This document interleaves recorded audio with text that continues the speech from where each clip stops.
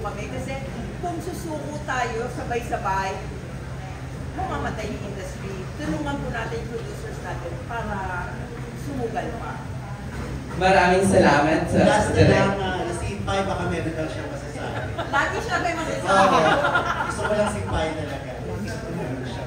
Kasi, hindi, what do you call this? Totoo naman yung sinasabi ni Direction ni Ate Mel, matagal lang may pagsubok sa ano. So yun nga, I cited Ate Mel, please help us bring the people back to theater, to cinemas. Kasi diba, hindi lang naman yung sa mga nangyayari sa atin ngayon, yung nagbibigay ng challenge sa mga movie goers.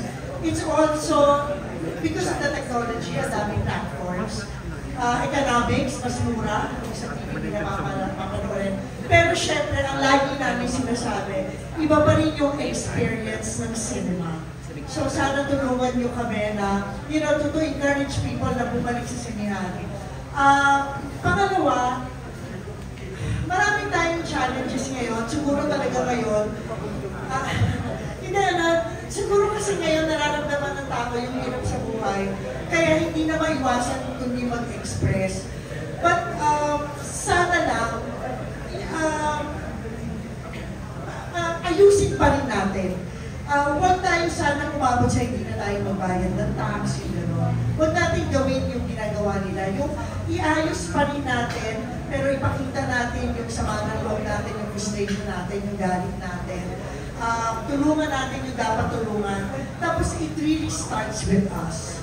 Sa atin talaga, minsan talaga yung disiplina, mag-ripple effect naman yan pero tayo rin kasi minsan pasaway. Diba? Parang tayo, it's sad to say na Pilipino rin minsan pasaway. So, unti-unti. And we really have to make a stand on any issue, kahit ano pang stand yan. Kasi kung mananahimik ka, doon mamamatay yung, paano natin mapaglalaban yung bansa ng natin. Thank you, Ms. Pai. Thank you, Dito Gorky. Ayan. O, susunod. May alak, may balak. Parang hindi ko pa natin. Yung nakasabi. Sorry. Naniniwala pa kayo sa matandang kasabihan na pag may alak, may balak. May balak magkwento, may balak mag-release, may balak matulog, may balak matulog, balak magpulutan, maraming balak. May balak, may balak talaga. Next day, Pai. Marami pang ano Oo, totoo yun. Di ba nga Miss Pai? Yes. Diba? Sai. Sai dyan. Ay, Cyril. Cyril muna. Cyril. Ako parang hindi naman po. Parang minsan may mga umiinom naman talaga para lang ma-refresh yung utang nila. Oo naman. So, feeling ko hindi na sila. Feeling ko hindi na sa ba? Parang Hindi siya naniniwala. Patas kasi siya. Mata? Sino patas? Sai. Si Jan. Patas sa outfit? Grabe ko yan, nakakatakot din. May alak, may balak. May alak. Basta may alak. Oo, naniniwala ako doon. Pero kasi... May naniniwala ako doon. Pero kasi dapat kilala mo lagi yung kainuman mo. Kung gusto mo na, matiwasan lang na inuman, yung chill numan lang. Na ayaw mo lang. Ano yung gano'n? Thank you. Maraming salamat, Kuya Alvin. Thank you. Sunod, Random Republika, Ate Kate Adahar. Ayan. Ate Jack. Pinaano lang is. Sorry na, Ate Janice. Since tungkol po sa inuman yung pelikula, sa inuman, kumusta kayo ka-inuman? Madali ba kayo malasing? At ano yung parang may hindi nakakakaibang nagawa niyo? Hindi ba sa akin, okay uminom, basta drink responsibly. Responsibly. Iligay sa tiyan, wag sa utak.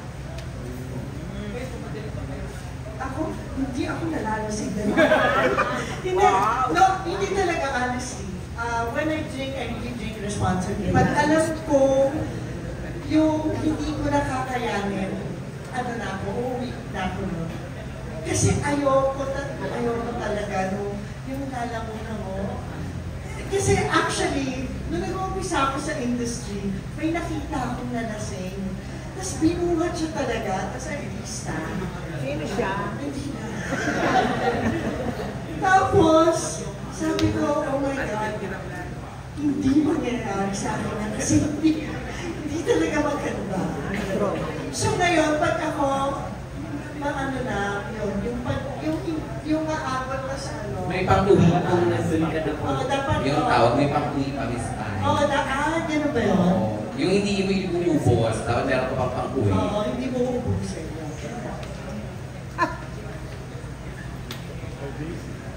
JC daw. Ako ano ko yung celebratory drinker. Lagi akong masaya, lagi akong tawa ng tawa, nakikinig. Natawag na nga ako ng misis ko na lagi akong may kliyente tuwing last week. Lagi akong may kausap dito, tapos heart to heart talk. Right away. Tapos may kausap na ako, heart to heart talk na naman. So yeah, I'm one of those celebratory therapist kapag umiinom. Ako naman, matagal na rin po ako malasing. Pero halos parehas kami tinabayan na parang pag andun ka na sa point na okay, halos malalasing na ako, tigigil na ako sa tubig-tubig na ako, medyo pakalma na ako. Tapos ako yung, dahil nga talaga ako malasing, ako yung taga-alaga sa mga kainuman ko. Pag yung may nasusuka, pasukayan mo lang sa banyo, or pag may mga tinatabing gamit, ayun, ako yung nagtatabi ng mga gamit. Yes, po. Ako, hindi po kasi ako palailang kasi malakas umasi ako. Ayoko rin ng lasa, pero lagi ako kasama sa inuman. So ako yung taga-ubos ng pagkain, and ako yung taga-uwi, taga-alaga, taga-hatid, taga-sama sa CR, taga-hawak ng mga buhok ng mga sinusunod. Sino sa inyo? Pero kapag umiinom po ako, madalas siguro sa bahay lang or sa kwarto ng kaibigan, ng family, gusto ko intimate. So yun, palatawa po ako pag tinatamahan. Tawa ng tawa or umiiyak. Thank you. Cyril, kumusta yung sampal? Ayun po, yung mas malakas po yung tama nun kesa sa Virgin. naman? Ayan, ako po naman. Opo, ayun na ba?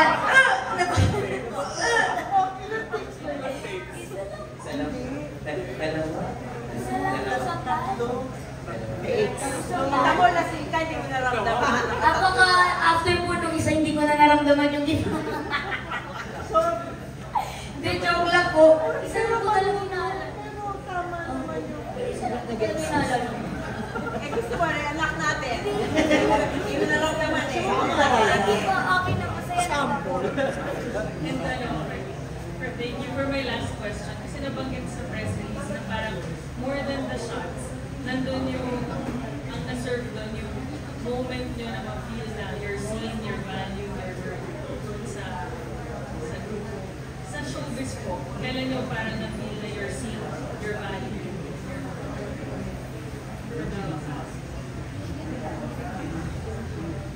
Ako na muna ng sagot. Itong mga nangyayari na to, na mapabilang ko pa rin sa mga ganitong nangyayari, press con,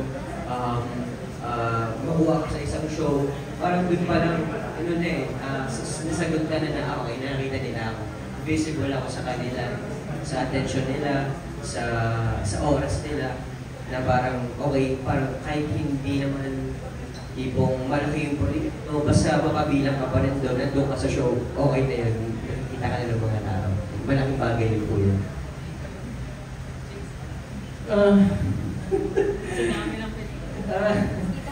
Isa ako nung kabataan ko, nung mga college days ko. Isa ako dun sa kasama ako lagi sa inuman para ma-event ako yung sarili ko na actor ako. I'm one of those sa Taong Bayan days ko doon na gusto ko i-prove sa kanila na, uy, kaya ko umarte hindi ako magaling pero kaya ko So, at dahil sa inuman din, nakakuha ko ng mga trabaho ng nagsunod-sunod. Ako, when I work with people like Direk and Demel, and with these kinds of actors, then you feel that you're valued, you're heard, and appreciated. Hindi naman sa lahat ganun di ba, pag sa industriya. Pero when you work, with all sincerity, when you work with people lang parang na mindset, yung wavelength, then, kasi di ba, yung to be valued and to be appreciated, hindi naman kailangan so, when you work with these kinds of people.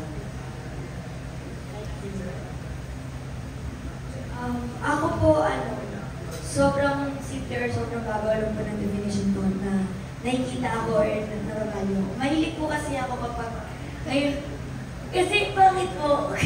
Mahilig po ako yung papakilala po muna ako bago po ako pumunta sa SMR. Hello po sa sarili ko. So pag sinasabi po sa akin, kilala kita, ganyan. Saka siguro kapag rin po, kapag included po ako, yung feeling ko po ayaw nilang ma-left out ako, yung sinasama ako sa conversation, sinasama ako sa plano, when I'm invited, yun, parang sobrang laking bagay po sa akin kapag included and invited ako. I feel safe.